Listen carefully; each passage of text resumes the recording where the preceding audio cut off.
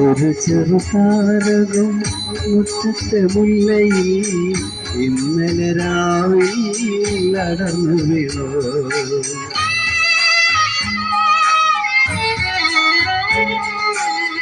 ഒരു ചെറുതാരകം മുറ്റത്തെ മുല്ലയിൽ ഇന്നലെ രാവിൽ അടർന്നു വീണു.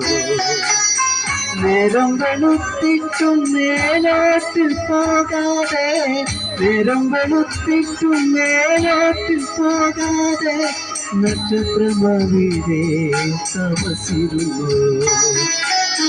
സുനയനെ സുമുഖി സുമവദനെ സഖി സർവദാവനും മലരണിച്ചു.